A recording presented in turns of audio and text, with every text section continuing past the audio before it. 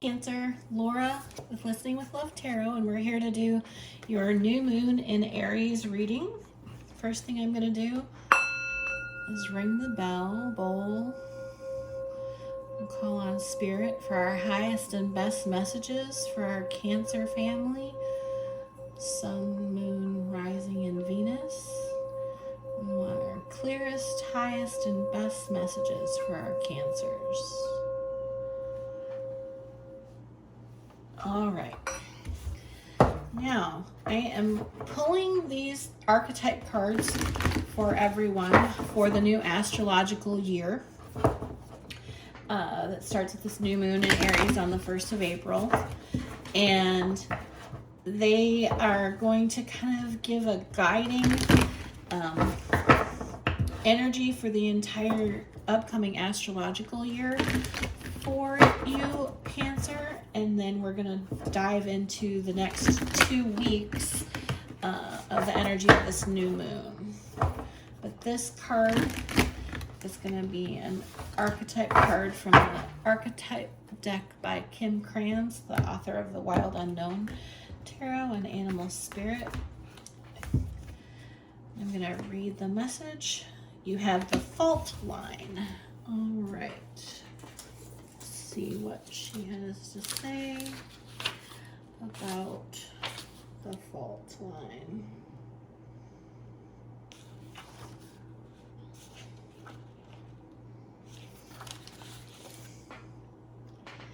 Imagine walking across a frozen lake that begins to crack before your eyes. No matter how optimistic and brave you might be, panic ensues. You become fearful and tense and long for stable ground. Such is the energy of the fault line. It's the energy of walking on eggshells, of precarious dynamics, of sensing what is ready to break open into chaos. It's likely this cracking open is overdue as fault lines develop slowly and naturally from underlying elemental pressures. This card comes as a potent warning not to deny the shakiness that's afoot. It's much better to prepare yourself for change than to walk along the fault line pretending all is well. There is no easy fix for the situation at hand. It will require a foundational shift that alters the current dynamics from the ground up. All right, Cancer. Sounds like you've got some interesting work ahead of you in the coming year. All right, so now I'm going to dig deeper into the next 2 weeks. So this new moon in Aries.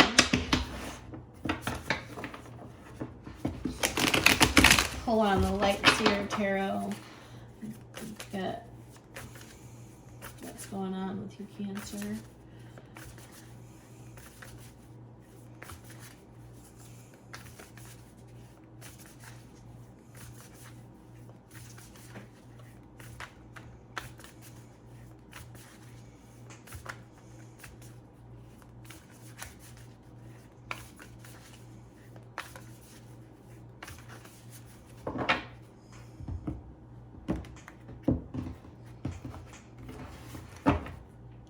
Okay, we have the King of Pentacles at the bottom of the deck.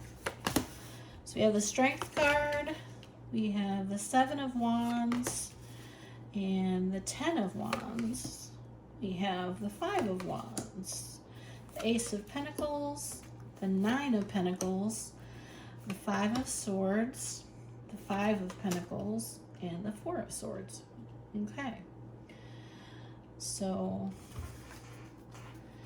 looks like it's kind of a pivotal 2-week period for you, Cancer.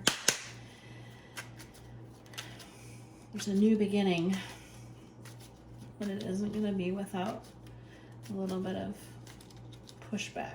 That's what I'm getting from my initial energies. So we're going to clarify. I'm feeling really quiet. So maybe you're feeling really quiet. We have the Empress at the bottom of the deck. So we have the 8 of Cups and the Strength card. We have the Lovers and the 7 of Wands. We have the 4 of Pentacles and the 10 of Wands. Death and the 5 of Wands. 4 of Cups and the Ace of Pentacles. 10 of Swords and the 9 of Pentacles. High Priestess and the 5 of Swords. The 6 of Pentacles and the 5 of Pentacles. And the Chariot and the Four of Swords. Okay. So, Cancer. In the past, you have had to walk away from something, and it doesn't necessarily, it could be a metaphorical walking away. It doesn't have to be a literal walking away. There doesn't necessarily have to be distance involved. And I don't know why that's important to state, but that's coming through. So maybe what you left behind was an aspect of yourself, because you can't really walk away from yourself, but you can abandon different parts of yourself at the side of the road. And yeah. Okay. So I feel like this Strength and Eight of Cups has to do with you, and you really letting go of aspects of yourself that were not serving you.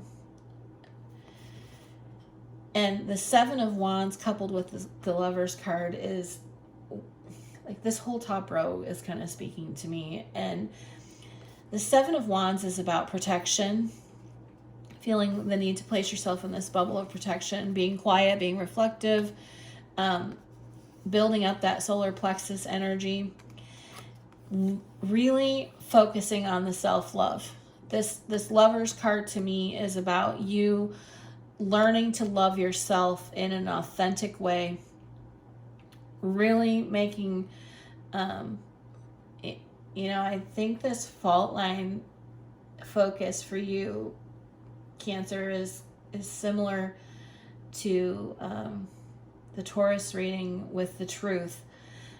They got the truth and being their authentic self, and yours, I feel, isn't being your authentic self. It's I'm seeing this vision of a cocoon, and your authentic self has always been inside, right? There's that butterfly that's waiting for release. That's your authentic self. Your cocoon is also your authentic self, but it's hiding that core of you, the actual essence of who you are. And that's the image that I'm getting, that you've been focusing on this, and this is the cocoon, right? And this is the butterfly. And you've been learning to love the cocoon so that you could set the butterfly free. And that doesn't come without setting some things down. And you have struggled a little bit with clinging to some of the things that seem like a good foundation for you, and yet they were built on a fault line. So you have this Ten of Wands energy, and tens are about completions, nines are completions, tens are completions with new beginnings. And so you're really leaning into setting down all of the burdens of the cocoon. Like, you're shedding the layers of this cocoon. You're leaving them at the side of the road. We have that side of the road energy again. But you are still fighting this shedding process. You're clinging to some of the things that have helped you stay grounded in the past. And that's showing up in this collection of cards too, this combination of cards. So this Five of Wands, this to me is you fighting to be this passion, to grasp this. So like, these are all aspects of yourself, right? You've climbed, you've done all of this. You are all of these people. And you're transforming. Death is about transformation. You're going through this process. And this person, instead of trying to help this person who actually can reach this if they have the boost from this person's grasping at it as well. And these are two aspects of yourself. And you have to choose which one of these you're going to give your energy to and transform. Because if you transform this dude, you're not going to get to this. But if you transform this aspect of yourself, if you channel all of your energy and your strength and your Empress into becoming and empowering this version or aspect of yourself. You're going to reach this passion. You're going to get there. But if you invest in this guy, you're not. You're just going to keep battling. You are ready for a new beginning, but you're still fighting accepting it. So there's this, the universe is offering you this.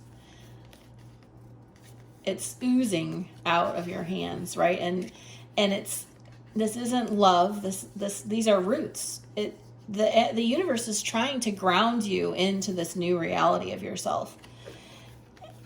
And you're sitting here under this tree, and your butt's grounded, your ass is grounded, Cancer, but your head is looking at this cup that the universe says, here, love yourself, and we can do this.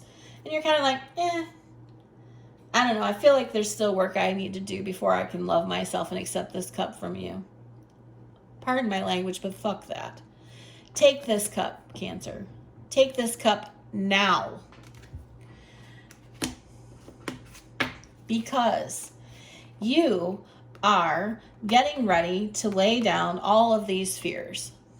You have the 10 of Swords. Swords are thoughts and fears and the things that keep us up at night. And you are closing out all of that. All of that is coming to an end. And as soon as you can pull that to an end, you become your best, most independent, grounded, self-sufficient self. Ready to take wing, ready to harvest all of these things instead of just this one. You've got this one in the bowl and you're like, yes, I've accomplished some stuff. I am good. Yeah, you are. But all of these are yours too. And you can be great. You just have to lay down those fears. And you are struggling. You have this 5 of Swords. You have this mental conflict. You're like, I am listening to these birds. I am listening to these MFing birds who are telling me that I am lost. I am not this person. Even though your intuition is screaming at you, Cancer, listen to your heart. Do not listen to these birds who are perching on your shoulder and bringing you information that is not accurate. It's BS. Because if you let those messages infiltrate your head and your mind, you're going to be focused on what you don't have instead of focusing on the reciprocal exchange of energy that the universe has for you. The universe is saying, I have this for you, you have this for me, and we can do this. We can do this in infinite supply, the 8. But not if you're in lack. Not if you believe that you lack things. So I think that you have been putting in a lot of hard work. And I think that you're good, but you're tired. And if you rest, if you stop moving long enough to rest, you can be great.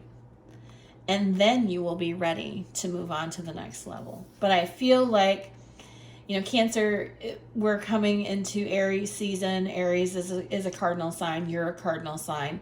So there's this push when we're in a cardinal energy, right? We're leaders. But you're coming into your Cancer embodiment. And it's really important that and this is Cancer, Chariot is Cancer energy, and it's moving. It's a moving energy. In order to fully maximize your Cancer season, it's going to be really important in these next 6 weeks.